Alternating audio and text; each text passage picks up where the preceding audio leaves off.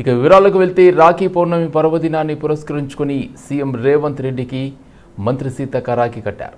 ఈ మేరకు ఆమె జూబ్లీ హిల్స్లోని ఆయన నివాసానికి వెళ్లి రేవంత్ దంపతులతో పాటు ఆయన మనవడికి తిలకం దిద్ది రాఖీ కట్టారు. ఈ కార్యక్రమంలో CM Revanth Reddy social media platforms X వేదికగా సీతక్కతో తనకు ఉన్న అనుబంధంపై ఎమోషనల్ ట్వీట్ చేశారు. అక్షరాలతో రచించలేనిది, మాటలతో నిర్వచించలేనిది సీతక్కతో తన అనుబంధమని కామెంట్ చేశారు. ప్రతి రాఖీ పౌర్ణమి నాడు ఆ బంధం మరింతగా వికసిస్తూనే ఉంటుందని రేవంత్ రెడ్డి ట్వీట్ చేశారు.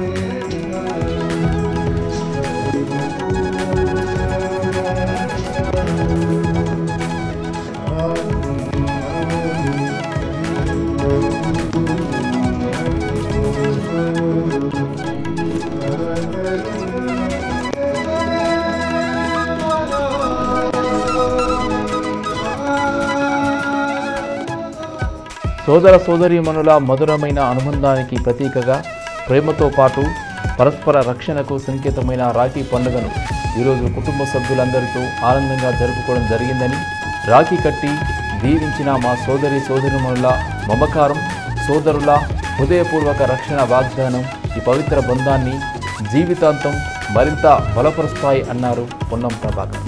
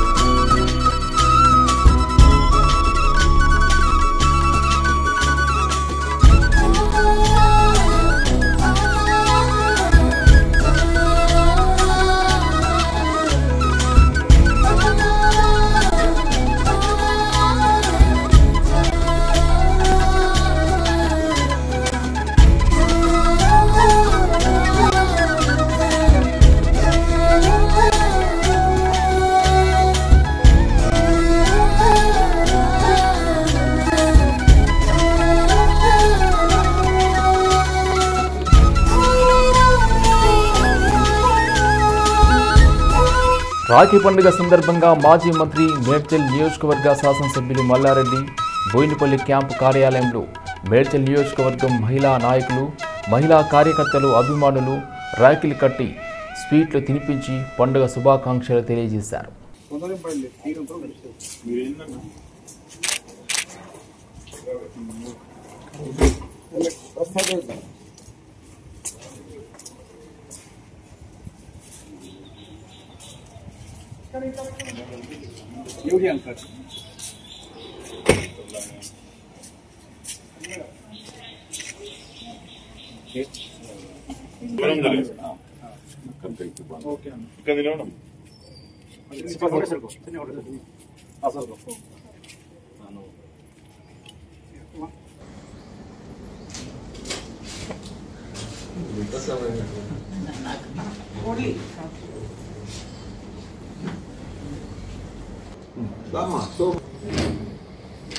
పెద్దకొచ్చింది ఇప్పుడే జవన్నాను ఉంటావా?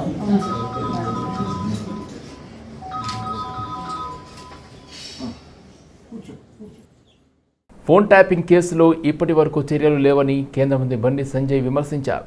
విచారణ పేరుతో కాలయాపన చేస్తున్నారని మండిపడ్డారు. కరీంనగర్లో ఆయన మీడియాతో మాట్లాడారు.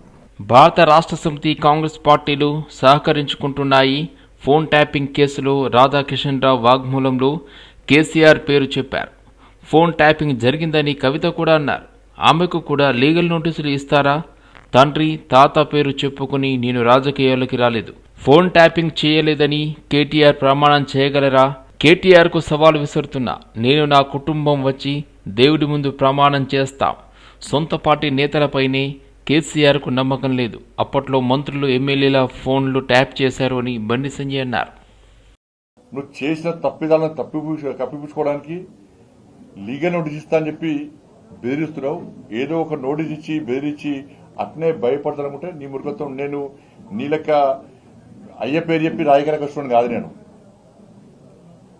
తెలంగాణ ఉద్యమంలో ఎవరో చేస్తుంటే పోయి మధ్యలో జెండా పెట్టి కంకులు కాల్చే కాడ ఫోటో దిగి, దోషలు వేసే కాడ ఫోటో దిగి, చావటలో పోయి ఫోటో దిగి, మధ్యలో జెండా జేఎస్ఎల్ మీటింగ్ పెడితే మధ్యలో జెండా పెట్టి రాజకీయ నాయకుడు అనేటువంటి వ్యక్తిని కాదు. నేను చిన్నప్పటి నుంచి ధర్మము దేశము అనేటువంటి ఒక ఆలోచనతో, ఒక జాతీయవాద భావజాలంతో, ఒక హిందూ ధర్మరక్షణ కోసం పాటుపడుతూ హిందూ సమాజాన్ని సంఘటితం చేస్తూ అనేక ఉద్యమాలు చేసి అనేక కేసులను భరించి అనేక సార్లు జైలుకు పోయి పోలీసుల దెబ్బలు తిని వచ్చినటువంటి వ్యక్తి నేను. మా నాయన పేరు చెప్పో మా తాత పేరు చెప్పో నేను వచ్చిన వ్యక్తి కాదు. నీకు నాకున్న తేడా అది. నేను ఒకటే సవాల్ చేస్తున్నా. చలో, ఏ గుడి కంటే ఆ గుడికి నా కుటుంబంతో సహా వస్తా, భార్య పిల్లతో సహా వస్తా. నువ్వు మీ అయ్య, మీ అమ్మ, మీ భార్య, మీ పిల్లలందరూ కూడా ఏ గుడికి వస్తారో రండి. మేము ఫోన్ ట్యాపింగ్ చేయించలేదు. ఫోన్ ట్యాపింగ్ నాకు నీకు సంబంధం లేదు. ఫోన్ ట్యాపింగ్ చేసిన విషయం నాకు తెలియదు అని నువ్వు ప్రమాణం చేస్తామా? నువ్వు దాస్తికి నువ్వు మీ కుటుంబ సభ్యులందరూ వచ్చి ప్రమాణం చేయండి. నేను మా కుటుంబ సభ్యులందరూ వచ్చి ప్రమాణం చేస్తాం. నువ్వు ఫోన్ ట్యాపింగ్ చేయించినావు, నీకు సంబంధం ఉంది, ఫోన్ ట్యాపింగ్ చేసేది నీకు తెలుసు, నీ భాగస్వామ్యం నేను ప్రమాణం చేస్తా. సిద్ధమా చెప్పు. డే టు టైం తప్పించుకుంటే నేను సమాజం ఇచ్చిపెట్టా, రాసిపెట్టుకో. నేను నిరంతరం ప్రశ్నిస్తూనే ఉంటా ఈ విషయంలో. ఏ టెంపుల్కి వస్తావు? స్వాతంత్ర పోరాటంలో క్విట్ ఇండియా ఉద్యమం కీలకమైందని టీపీసీసీ అధ్యక్షుడు మహేష్ కుమార్ గౌడ్ అన్నారు. క్విట్ ఇండియా దినోత్సవం సందర్భంగా గాంధీ భవన్లో జెండా ఆవిష్కరించారు. ఈ సందర్భంగా ఆయన మాట్లాడుతూ డూ ఆర్ డై నినాదంతో గాంధీ క్విట్ ఇండియా ఉద్యమం ప్రారంభించారన్నారు. కాంగ్రెస్ చరిత్రను తుడిచేయాలని భారతీయ జనతా పార్టీ చూస్తోందని ఆరోపించారు. రాజ్యాంగాన్ని మార్చాలని చూస్తున్నారు. రాజ్యాంగ సంస్థలతో ప్రతిపక్షాలపై కుట్రపూరిత దాడి చేస్తున్నారని దుయ్యబట్టారు. ఎన్నికల కమిషన్ భారతీయ జనతా పార్టీకి అనుబంధ సంస్థగా మారింది. ప్రశ్నిస్తే దేశద్రోహులని ముద్ర వేస్తున్నారు. క్విట్ భారతీయ జనతా పార్టీ అంటేనే దేశానికి భవిష్యత్తు.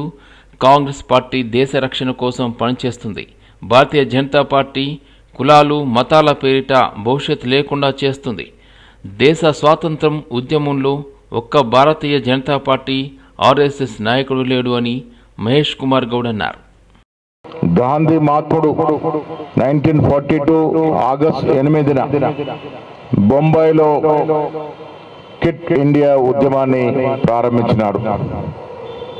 అప్పటికే బ్రిటిష్ యొక్క పాలన జరిగిపోవాలని, భారతదేశాన్ని క్రమబద్ధ బ్రిటిష్ సామ్రాజ్యాన్ని పారదోలని ఎన్నో ఉద్యమాలు జరిగినాయి. కానీ అన్నిటికీ మించి క్విట్ ఇండియా ఉద్యమం అనేది చాలా తీవ్ర రూపం ముందుకొచ్చింది. డూ ఆర్ డై అనే నినాదంతో ఈ ఉద్యమాన్ని ఆనాడు గాంధీ మహాత్ముడు ప్రారంభించినాడు. యావత్ దేశంలో కాంగ్రెస్ పార్టీ శ్రేణులు ఈ ఉద్యమంలో పాల్గొన్నారు. రెండో ప్రపంచ యుద్ధంలో తలమునకలైనటువంటి బ్రిటిష్ ప్రభుత్వం ఆనాడు ఈ ఉద్యమకారులందరూ కూడా జైల్లో పెట్టడం జరిగింది. చాలా మంది భావ సమాజానికి దూరంగా యుద్ధం ముగిసేసరి కూడా జైల్లోనే ఉండేటటువంటి సందర్భం. స్వాతంత్రోద్యమంలో క్విట్ ఇండియా మూవ్మెంట్ కి ఒక ప్రత్యేకత. ఇవాళ స్వాతంత్రం వచ్చిందంటే ఆనాడు క్విట్ ఇండియా ఉద్యమం ప్రధాన భూమిక పోషించింది కాబట్టి వచ్చింది. మిత్రులారా, 1947లో స్వాతంత్రం వస్తే 33 ఏళ్ల తర్వాత స్థాపించబడినటువంటి బీజేపీ పిల్ల పార్టీ ఇలా ఘనమైన చరిత్ర ఉన్నటువంటి కాంగ్రెస్ పార్టీని హవేళనగా మాట్లాడుతూ ఉంది. కాంగ్రెస్ చరిత్రని మరిపించే విధంగా ప్రయత్నాలు జరుగుతూ ఉన్నాయి. ఈ దేశంలో కాదు, యావత్ ప్రపంచంలో ఒక విజనరీగా పేరు పొందినటువంటి నెహ్రూ యొక్క చరిత్రని.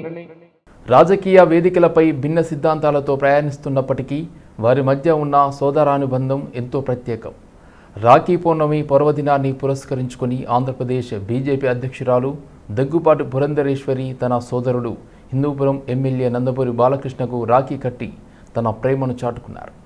అపురూప ఘట్టం వారిద్దరి మధ్య ఉన్న బలమైన అనుబంధానికి నిదర్శనంగా నిలిచింది. రక్షాబంధన్ సందర్భంగా పురంధరేశ్వరి సోషల్ మీడియా వేదికగా ఒక భావోద్వేగ సందేశాన్ని పంచుకున్నారు. ఈరోజు నాకు ఎంతో ఇష్టమైన రక్షాబంధన్, నా తమ్ముడి చేతికి రాఖీ కట్టి అతను సంపూర్ణ ఆరోగ్యంతో సంతోషంగా ఉండాలని, అతని కలలన్నీ నెరవేరాలని మనస్ఫూర్తిగా ప్రార్థించాను అని ఆమె పేర్కొన్నారు. తన జీవితంలోని ప్రతి దశలోనూ సోదరులు తనకు రక్షణ కవచంలా, మంచి స్నేహితుల్లా నిలిచారని ఆమె గుర్తు చేసుకున్నారు. మీరందరూ మంచి ఆరోగ్యంతో, మీ కలలను సాకారం చేసుకునే శక్తితో, ప్రతి అడుగులోనూ అపారమైన శ్రేయస్సుతో వర్ధిల్లాలని కోరుకుంటున్నాను అని పురంధరేశ్వరి తన మనస్సులోని మాటను పంచుకున్నారు. ఈ సందర్భంగా ప్రజలందరికీ ఆమె రక్షాబంధన్ శుభాకాంక్షలు తెలిపారు.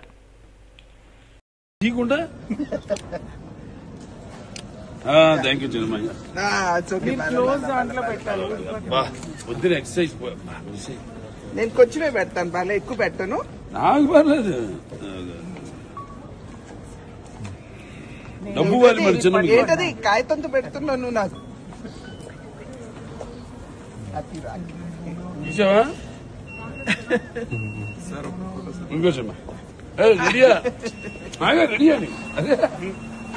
అందరి ఆశీస్సులతో మంగళగిరి నెంబర్ 1గా తీర్చిదిద్దుతానని మంత్రి నారా లోకేష్ తెలిపారు. సోదరి లేని తనకు మంగళగిరి మహిళలే అక్క చెల్లెళ్ళు అని అన్నారు. ఉండవల్లి నివాసంలో మంత్రికి మంగళగిరి మహిళలు పెద్ద ఎత్తున రాఖీలు కట్టారు. ఈ సందర్భంగా లోకేష్ మాట్లాడుతూ రాఖీ కట్టి తనకు అందించిన ఆశీస్సులు కొండంత బలాన్నిచ్చాయన్నారు. మంగళగిరి ఆడబిడ్డలందరికీ నేను ఎల్లప్పుడూ రుణపడి ఉంటాను. మంగళగిరిలో త్వరలోనే మరో విడత ఇండ్ల పట్టాలు అందించేందుకు ఏర్పాటు చేస్తున్నాం.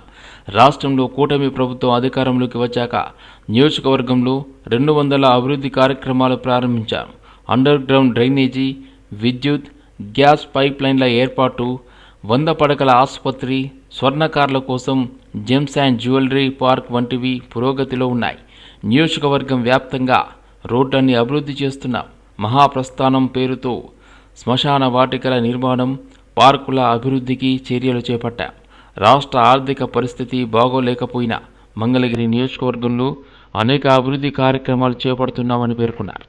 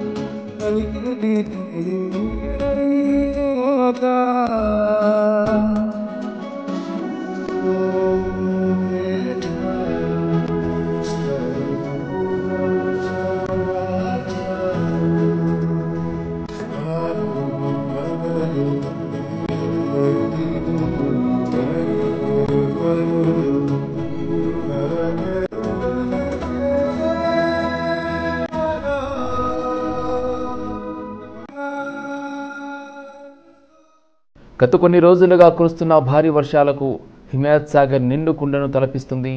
హిమాయత్ సాగర్ నీటి మట్టం పెరగడంతో వెంటనే అప్రమత్తమైన జలమండలి అధికారులు నిన్న 4 గేట్లు 1 ఫీట్ ఎత్తి వరద నీరును దిగువ ప్రాంతాలకు విడుదల చేశారు.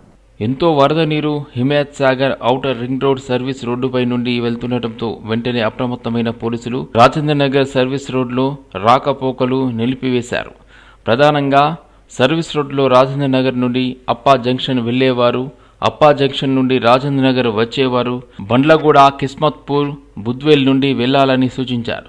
వరద నీరు ప్రవహిస్తున్న ప్రాంతంలో హిమాయత్ సాగర్ పరివాహక ప్రాంతాల వద్ద కూడా సెల్ఫీలు దిగడానికి ప్రజలు రావద్దని పోలీసులు సూచిస్తున్నారు.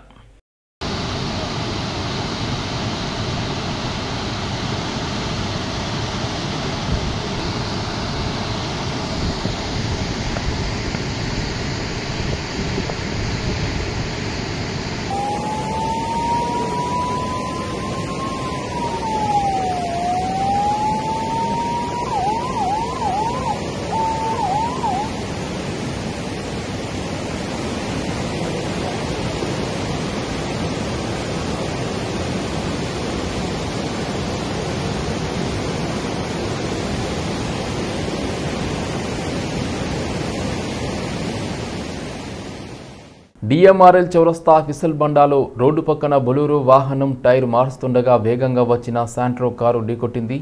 ఈ ఘటనలో శాంట్రో కారులో ఉన్న వ్యక్తులకు స్వల్ప గాయాలయ్యాయి. ఫిసల్ బండాలోని ఎస్బీఐ బ్యాంక్ సమీపంలో టైర్ మార్చేందుకు రోడ్డు పక్కన ఆగి ఉన్న బొలూరు పికప్ వాహనంతో రోడ్డు ప్రమాదం జరిగింది. ఆగి ఉన్న వాహనాన్ని శాంట్రో కారు ఢీకొట్టడంతో శాంట్రో డ్రైవర్ స్వల్పంగా గాయపడ్డాడు. కాంచన్బాగ్ పోలీసులు సంఘటన స్థలానికి చేరుకుని చాందహేనగుట్ట ట్రాఫిక్ అధికారులకు సమాచారం అందించారు. ట్రాఫిక్ టోయింగ్ వ్యాన్ సహాయంతో దెబ్బతిన్న వాహనాన్ని రోడ్డు నుండి తొలగించి ట్రాఫిక్ను పునరుద్ధరించారు.